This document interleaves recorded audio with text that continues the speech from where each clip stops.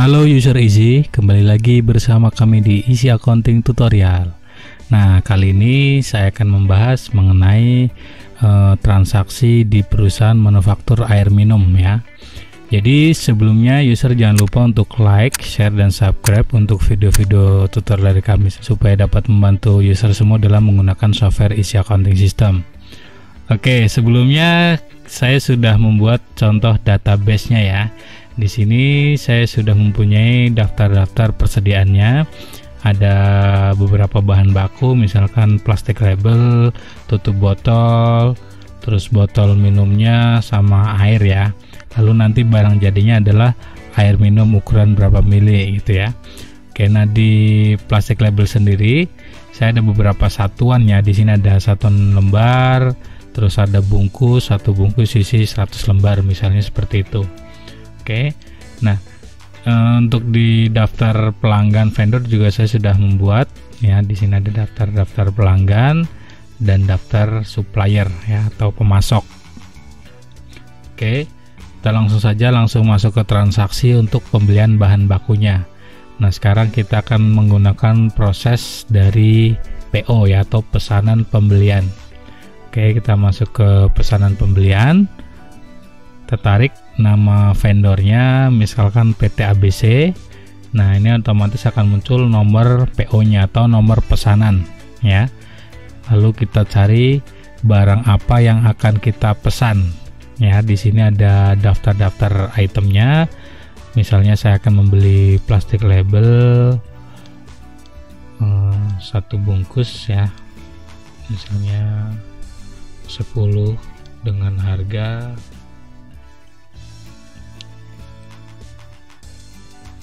100.000 misalnya. Oke, ini 100.000 itu tuh untuk perbungkusnya ya. Selain plastik label, saya juga akan membeli botol minumnya. Nah, di sini saya sudah membuat botol minum. Satuan terkecilnya adalah piece ya. Dan multi satunya di sini ada pak, satu pak isi 100 piece ya. Terus di tutup botol juga ada satuan terkecilnya piece, satuan keduanya pak, satu pak isi 1000 piece gitu ya. Oke, lanjut lagi di pesan pembelian. Saya akan membeli botol minum misalnya dengan satuan pak ya. Saya akan membeli 5 pak dengan harga per paknya adalah 100.000 ya. Oke, selanjutnya saya akan membeli satu item lagi adalah tutup botol. Saya akan membeli dengan satuan pak, membeli 2 pak saja dengan harga misalnya 50.000. Oke ya. Nah, di sini otomatis akan muncul jumlahnya ya. Nah, kalau sudah kita pilih item, selanjutnya cetak. Ini otomatis akan menjadi form pesanan pembeliannya atau form PO-nya ya. Dari form ini masih bisa di customize lagi ya, atau dimodif lagi template dari vouchernya itu. Oke, kita simpan. Nah, setelah tadi kita sudah proses pesanan pembelian, proses selanjutnya adalah si vendor kirim barang ke kita ya. Berarti kita input menjadi proses penerimaan barang. Oke, kita tarik dari namanya PT ABC. Nah, di sini kita masukkan di kolom nomor penerimaan. Kita masukkan adalah nomor penerimaannya. Ya. Kalau sudah, kita tarik di pesanan. Nah, di sini otomatis akan muncul nomor PO yang sudah kita input. Ya. Kita pilih. Oke, nah di sini otomatis akan muncul item-item yang kita input tadi di PO ya. Nah, nanti kan biasanya orang gudang pastikan cek item-item yang diterima itu sesuai dengan kuantitas PO atau parsial misalnya seperti itu. Kalau parsial, user tinggal ketikkan saja di kolom kuantitinya ya. Oke, kalau misal user ada multi gudang, user juga bisa pilih item tersebut masuk ke gudang mana gitu ya. Oke, kalau sudah kita cetak, ini otomatis menjadi form penerimaan barang ya. Tutup, kita simpan dan keluar. Nah, ketika tadi kita sudah masuk ke proses penerimaan barang, otomatis persediaan berarti sudah bertambah. Kita bisa cek di modul utama, di persediaan, di barang. Nah, di sini item-itemnya sudah bertambah untuk kuantitinya, ya. Oke. Selanjutnya, setelah tadi kita masuk ke proses penerimaan barang, proses selanjutnya adalah kita mendapatkan tagihan, ya, atau invoice dari si supplier, ya. Nah, kita input di faktur dari penerimaan barang. Nah, dari sini kita tarik lagi tadi nama vendornya PT ABC. Nah, ketika kita sudah pilih nama vendornya, baru kita masukkan nomor fakturnya. Ini adalah nomor faktur dari vendor, ya. Kita bisa masukkan di sini nomor invoice dari si supplier, ya, atau nomor fakturnya. Nah, kalau sudah, kita tarik di penerimaan. Nah, di sini otomatis akan muncul DO yang sudah kita input atau kita terima tadi. Kalau misal user pengirimannya parsial, otomatis akan muncul beberapa DO gitu, ya. Kita centang nomor DO-nya, oke. Nah, di sini otomatis akan muncul item-item sesuai dengan penerimaan barang, ya. Selanjutnya kita cetak, ini otomatis menjadi form faktur pembeliannya. Oke, kita tutup, kita simpan dan keluar. Nah, setelah tadi kita sudah input di faktur dari penerimaan barang, ya, otomatis kita sudah timbul namanya hutang ke si vendor, ya. Kita bisa cek di master data pemasok. Nah, di sini atas nama PT ABC, ini adalah total hutang kita ke vendor tersebut, gitu, ya. Oke, tutup. Nah, setelah tadi kita sudah masuk ke faktur, terus sudah temponya pembayaran. Nah, selanjutnya adalah kita akan melakukan pembayaran pembelian. Nah, kita langsung saja masuk ke pembayaran pembelian. Kita tarik tadi nama PT-nya PT ABC. Nah, di sini otomatis akan muncul hutang kita ke PT ABC, ya. Nah, kita juga bisa pilih kita membayarkan itu melalui rekening apa, ya, tergantung dari akun dari user semuanya, ya. Oke, kalau sudah langsung saja centang di kolom bayar. Nah, di sini di kolom jumlah pembayaran otomatis akan terisi nilai hutangnya. Misalnya pembayaran parsial, bisa tinggal diketikkan saja nilai yang dibayarkan pada kolom jumlah pembayaran ini. Otomatis nanti akan menampilkan selisihnya atau sisanya. Oke, kalau sudah kita langsung cetak. Nah, ini adalah bukti pembayaran pembelian, ya. Kita tutup, selanjutnya kita simpan dan keluar. Oke, nah itu adalah proses pembelian dengan melalui PO, ya, atau pesanan pembelian. Nah, selanjutnya ada satu item bahan baku yang belum saya proses beli, adalah airnya, ya. Nah, kita langsung saja masuk ke faktur, ya. Jadi saya tidak menggunakan PO lagi. Jadi saya langsung masuk ke faktur pembelian. Nah, saya tarik nama vendornya adalah misalnya PT Sumber, gitu, ya. Nomor fakturnya adalah sekian misalnya. Tadi adalah air bersih. Misalnya saya belinya adalah 1000 liter. Ya. Ini contohnya 1 liternya adalah Rp700 misalnya, ya. Oke. Kalau sudah, kita langsung cetak. Ini otomatis menjadi form faktur pembeliannya, ya. Kita langsung simpan. Selanjutnya saya langsung melakukan pembayaran. Kita tarik tadi namanya PT Sumber. Nah, di sini juga otomatis muncul hutang kita, ya. Ini senilai 700.000 misalnya. Nah, di sini kita langsung saja centang di kolom bayar. Kalau sudah, langsung saja saya simpan dan keluar. Nah, itu kurang lebih mengenai proses pembelian, ya. Jadi di sini di persediaan saya sudah ada, ya, untuk stok-stok bahan bakunya, dari plastik, tutup botol, air bersih, sama botol minumnya, ya. Nah, Proses selanjutnya adalah proses produksi. Nah, di proses produksi ini saya akan menggunakan modul manufaktur ya. Nah, sebelumnya saya sudah mempunyai standar produksi atau formula produknya ya, atau bill of materialnya. Nah, di sini saya sudah membuat contoh untuk standar produksinya atau standar formulanya. Ini untuk menjadi air minum 600 ml. Ini adalah standar bahan baku yang dibutuhkan ya. Ini adalah untuk satu piece-nya ya.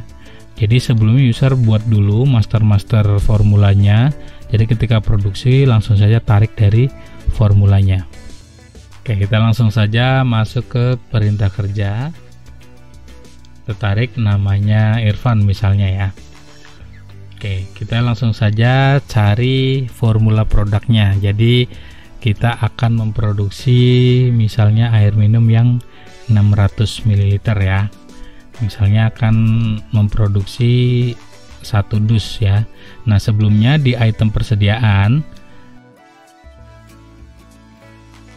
saya sudah setup tadi untuk 1 piece, satuan terkecilnya, dan satuan keduanya adalah dus. Nah, 1 dus adalah isi 24 piece ya. Dan saya juga mengaktifkan untuk fitur nomor serinya ya. Jadi saya menggunakan nomor batch ya. Oke, kita langsung saja masuk lagi ke proses perintah kerja.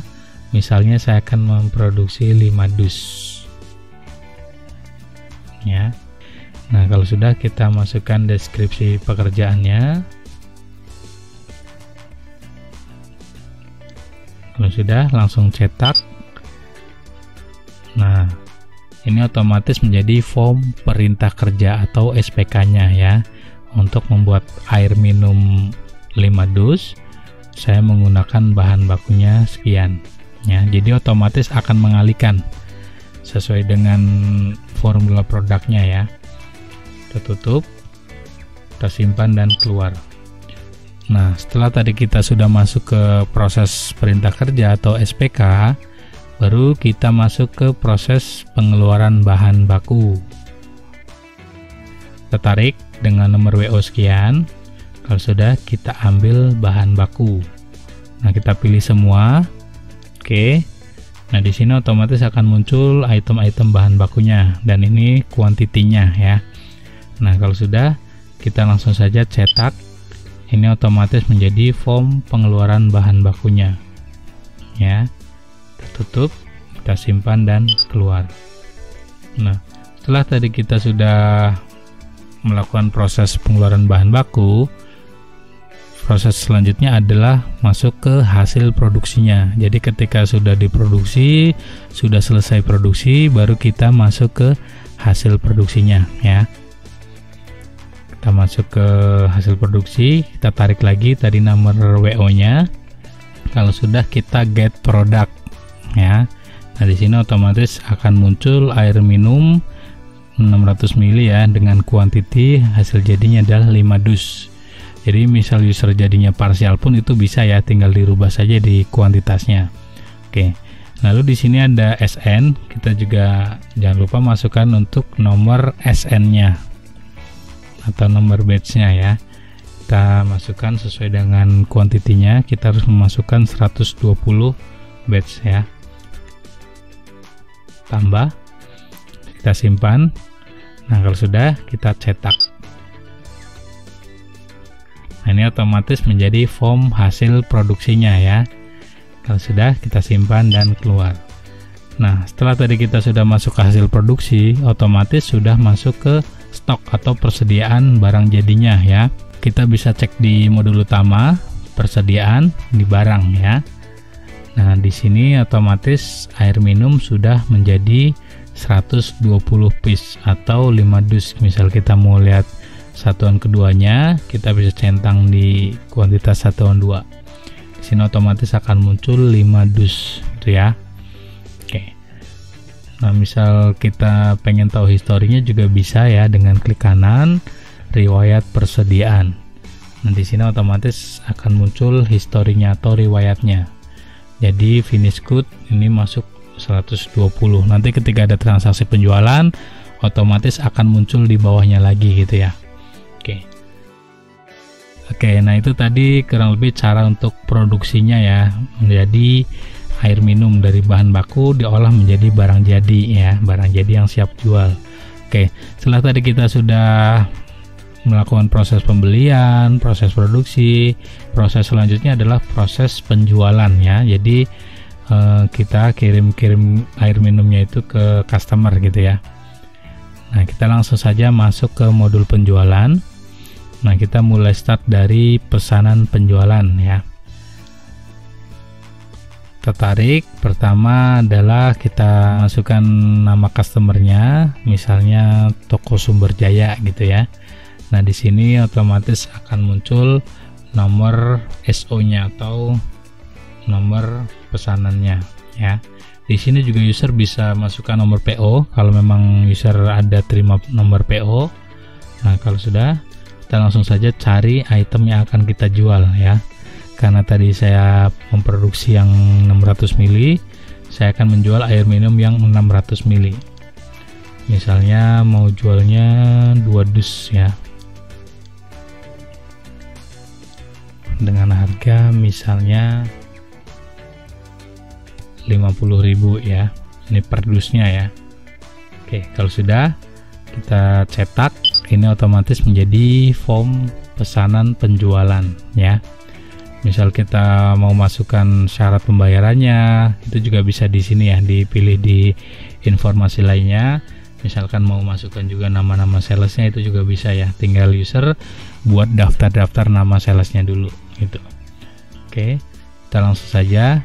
Setelah tadi kita masuk ke pesanan penjualan, proses selanjutnya adalah proses pengiriman barang ya. Jadi barangnya dikirim, kita menggunakan modul pengiriman barang. Oke, kita tarik tadi namanya Toko Sumber Jaya. Nah, di sini otomatis akan ada notif ya, notif seperti ini. Ini akan narik dari transaksi proses pesanan penjualan. Kita pilih nomor pesanannya. Oke. Nah, di sini otomatis kuantitinya sesuai dengan kuantiti pesanan. Ya, jadi misal user pengiriman yang parsial juga bisa dirubah ya di kuantitinya. Oke. Kalau sudah, kita juga bisa keluarkan nomor serinya ya. Di sini ada nomor seri yang tersedia. Oke, nah kita simpan. Nah, selanjutnya kita cetak. Ya, ini otomatis menjadi form DO-nya atau form pengiriman pesanan atau barang ya. Kalau sudah, kita simpan dan keluar. Nah, ketika tadi kita sudah masuk ke proses pengiriman barang, otomatis stok sudah terpotong ya, berarti sudah berkurang. Kita bisa cek dulu di modul utama di persediaan barang. Nah, di sini air minum 600 ml menjadi sisanya adalah 72 piece ya, karena tadi kita sudah menjual 2 dus. Nah, proses selanjutnya adalah proses pembuatan faktur ya. Setelah tadi kita sudah input DO, kita baru input faktur dari pengiriman barang. Kita tarik tadi nama customernya Toko Sumber Jaya. Nah, di sini otomatis akan muncul notif lagi ya, narik dari DO yang sudah kita proses ya. Kita pilih nomor DO-nya atau nomor pengirimannya. Nah, otomatis akan muncul kuantitinya ya. Kalau sudah, langsung saja kita cetak. Nomor sudah ada. Saya rubah dulu. Nah, kalau sudah kita cetak. Nah, ini otomatis menjadi form faktur penjualannya ya. Nah, kalau sudah, kita simpan dan keluar. Nah, setelah tadi kita sudah input di faktur dari pengiriman barang, otomatis si customer sudah mempunyai piutang ya. Jadi kita bisa cek dulu di master data di pelanggan ya. Di sini Toko Sumber Jaya sudah mempunyai hutang dengan nilai sekian misalnya gitu ya. Oke. Setelah tadi kita sudah masuk ke faktur dari pengiriman barang dan sudah timbul piutang, misalnya kalau sudah temponya pembayaran, si customer melakukan proses pembayaran ya, kita langsung saja masuk ke penerimaan penjualan. Kita tarik tadi namanya Toko Sumber Jaya.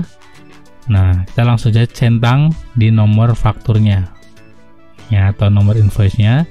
Kita juga bisa pilih si customer tersebut bayar masuk ke rekening mana ya. Ini adalah akun-akun sesuai dengan kebutuhan dari user semua.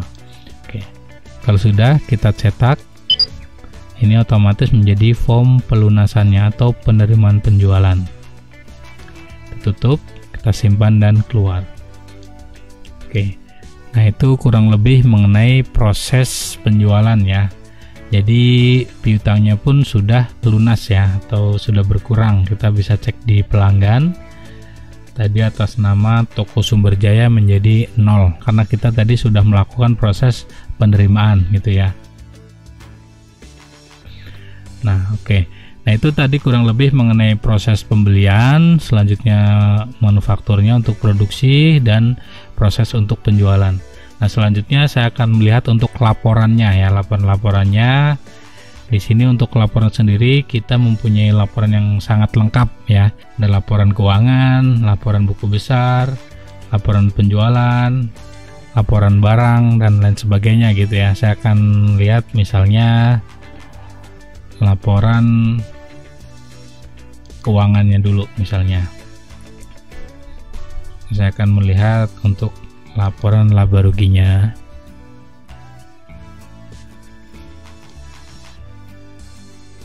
Nah, untuk tampilannya nanti kurang lebih seperti ini ya. Untuk tampilan dari hasil laporannya.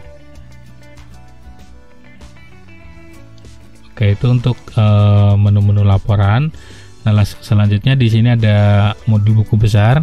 Buku besar itu biasanya untuk pengeluaran biaya ya, kayak biaya-biaya listrik, biaya-biaya bulanan gitu ya. Jadi user bisa input menggunakan jurnal atau menggunakan pembayaran lainnya misalnya. Saya contohkan menggunakan pembayaran lainnya. Misalkan dibayarkan dari bank BCA, misal untuk biaya apa gitu ya. Kita juga bisa pilih akun biayanya, misalnya saya akan mengeluarkan untuk biaya listrik ya, biaya listrik 1 juta misalnya. Nah, kalau sudah kita cetak, ini otomatis menjadi form pengeluaran biayanya atau pembayaran lainnya ya. Jadi untuk pengeluaran kas gitu ya. Kalau sudah kita simpan dan keluar. Itu tadi kurang lebih untuk perusahaan manufaktur air minum ya. Sekian video tutorial dari kami, semoga dapat membantu user semua dalam menggunakan software Easy Accounting System ya. Jangan lupa nantikan video-video kami selanjutnya dan terima kasih.